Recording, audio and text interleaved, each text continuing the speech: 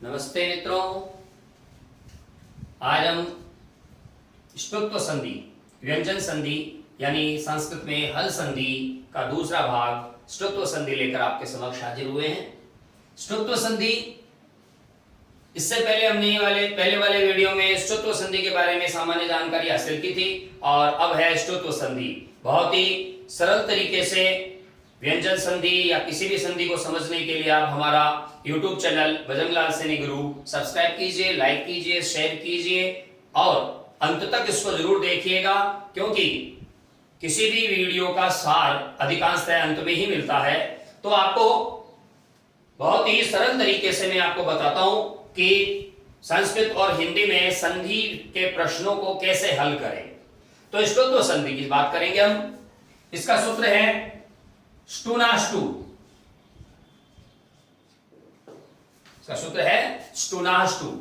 तो सूत्र क्या कहता है? सकार तवर्गयोः शकार टवर्गाभ्याम योगे शकार टवर्गौस्तः।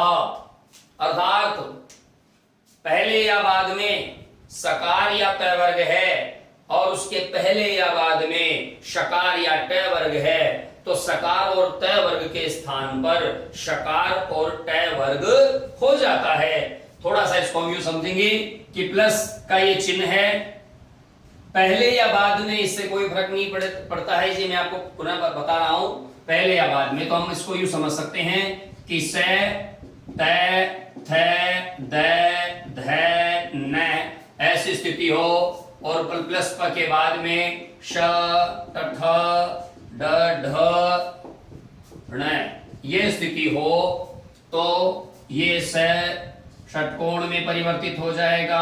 त, ट में, थ, ठ में, द, ड में, ध, ढ में और न, ण में परिवर्तित हो जाएगा।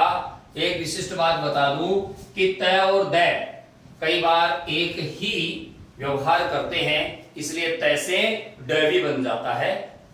तो ये इस सूत्र की व्याख्या है। ये कहता है सकार त वर्गयोः, ये रहा सकार और त वर्ग, सकार ट वर्गाभ्याम योगे, इनका योग अगर सकार और ट वर्गों के साथ हो तो शकार ट वर्गौस्तः, स्तः स और त वर्ग का सकार ट वर्ग हो जाएगा, जो कि यहां पर इस में चार्ट में आप देख सकते हैं, आराम से इसको समझ सकते हैं, ऐसा यहां हो रहा है। तो अब इसको उदाहरणों के माध्यम से हम देखते हैं। मान लीजिए हमारे पास एक शब्द है पेस्ता, तो त वर्ग बाद में है। मैंने पहले कहा था कि योगे का मतलब यह नहीं होता कि पहले योग, पहले और बाद में कहीं पर भी हो सकता है। तो ये देखिए कि इसमें शकार, ये शकार पहले है और त वर्ग बाद में है। तो क्या होगा कि सकार और ट वर्ग, अगर सकार और त वर्ग के साथ है तो वो उसको ट वर्ग के अक्षर में हमें बदलना है, यानी त वर्ग को ट वर्ग के अक्षर में बदलना है। तो इसका क्या हो जाएगा? पे श, अलंत आधा है, त का हम बनाएंगे ट, आ की मात्रा इसमें जोड़ देंगे, शब्द बन जाएगा पेष्टः। मान लीजिए हमारे पास शब्द है इष्टः, यहां पर भी स्थिति ऐसी की ऐसी है, त वर्ग बाद में है और शकार पहले है। तो क्या किया जाए? त वर्ग को ट वर्ग में कन्वर्ट किया जाए और शब्द क्या बन जाएगा? इष्टः। इसी प्रकार मान लीजिए हमारे पास शब्द है ज्योतिष, षष्ठः, यहां स्थिति विपरीत हो गई, षष्ठम, यहां स्थिति विपरीत हो गई। इधर पहले वाले उदाहरणों में हमने देखा कि शकार या ट वर्ग का अक्षर पहले है और त वर्ग का बाद में है। यहां स्थिति उल्टी है, यहां त वर्ग का पहले है और ट वर्ग का बाद में है। तो क्या किया जाए? तो हमें त वर्गीय अक्षर को ट वर्ग में कन्वर्ट करना है। जो सड़क वाला स है इसको षटकोण में कन्वर्ट कर देंगे, अर्थात बदल देंगे, तो ये हो जाएगा ज्योतिषष्ठम। ज्योतिषस्थम। तो इस प्रकार से हम इसको हल कर सकते हैं, आसानी से इसको हम समझ सकते हैं। मान लीजिए अपने पास ऐसा शब्द आ गया कि राष्ट्रम, इसका संधि विच्छेद कीजिए। राष्ट्रम, इसका संधि विच्छेद कीजिए।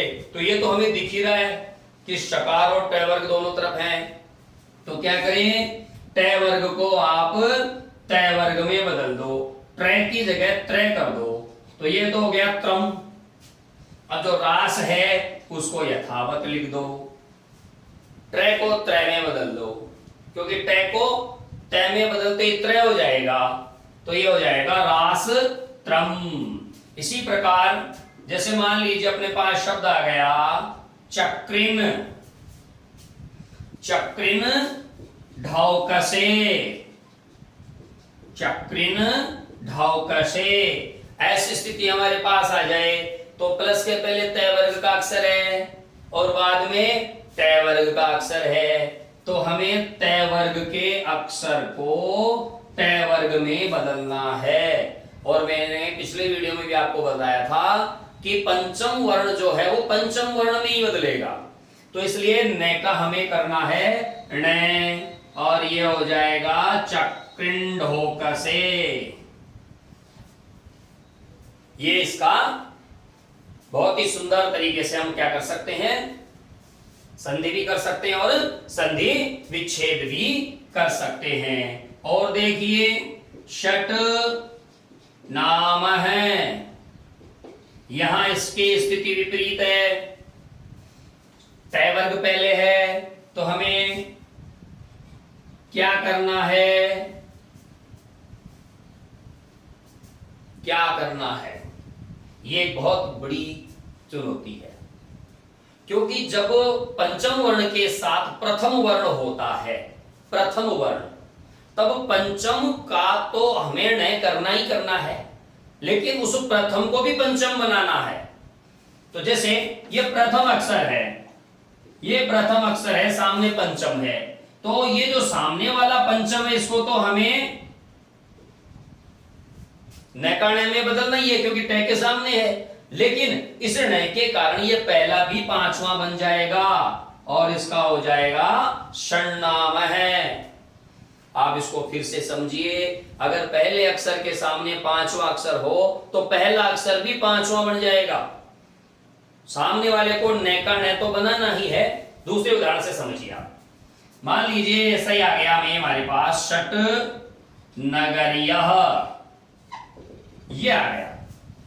अब हमारे सामने स्थिति क्या है कि ये पहला अक्षर है, प्रथम वर्ण अपने वर्ग का प्रथम वर्ण है, और सामने वाला पंचम वर्ण है। ठीक, सब किसी प्रथम वर्ण के सामने पंचम वर्ण आता है तो प्रथम वर्ण अपने वर्ग के पांचवें अक्षर में बदल जाएगा। तो पांचवें अक्षर में बदलते ही ये हो जाएगा न आधा, क्योंकि ट आधा था। सामने न का न हमें इसलिए करना है क्योंकि ष्टुनाष्टु सूत्र कहता है, तो हम सामने वाले का न कर देंगे और शब्द बन जाएगा षण्णगर्यः। शब्द क्या बन जाएगा, षण्णगर्यः। इसी प्रकार मान लीजिए ये है उत और आ गया डयनम, यहां आ गया डे डमरू वाला। और डमरू आप जानते हो, जब महादेव जी ने डमरू बजाया था तब 14 माहेश्वर सूत्रों की रचना हुई थी और पाणिनि ने उनके आधार पर अष्टाध्यायी ग्रंथ की रचना कर दी थी, जिसमें 8 अध्याय थे, 3997 सूत्र थे। ऐ उण रेल री के ओंगाय उच हय वरट लणयम गणनम जभय गण दस झप गण दस खप छटत चट तौ कपै शस सर हल। तो डमरू ऐसे नहीं बजता है, तो ये डमरू आ गया। अब इस डमरू को बजाते हैं, जब तय वर्ग के अक्षर के सामने ट वर्ग का अक्षर आ गया तो तय वर्ग का अक्षर ट वर्ग में कन्वर्ट होगा, तो ये हो गया ड और सामने भी ड, और ये बन गया उड्डयनम। क्या बन गया, उड्डयनम। अगर आपसे ऐसा कह दिया जाए कि उड्डीनः, इसका संधि विच्छेद कीजिए, तो आपको क्या करना है, बाद वाले को यथावत लिख दीजिए और पहले वाले को आप तय बना दीजिए। उत उड्डीनः, उड्डीनः। ठीक इसी प्रकार मान लीजिए तत् टीका, तो यहां पर पहला अक्षर, यहां पर भी पहला अक्षर, ये तय वर्ग का अक्षर, ये तय वर्ग का अक्षर, तो इससे क्या बन जाएगा? तट्टिका। बहुत सारे ऐसे उदाहरण हैं, हालांकि उदाहरण खूब हो गए हैं, फिर भी बहुत सारे ऐसे उदाहरण हैं। शब्द आपको मिल जाए रामशस्थः, ये आपको उदाहरण मिल गया रामशस्थः। तो क्या किया जाएगा? जो बीच में श है उसको हटाओ और उसकी जगह सड़क लेके आओ और बाद वाले को यथावत लिख दो, शब्द हो गया रामस षष्ठः। तो ये है ष्टुत्व संधि।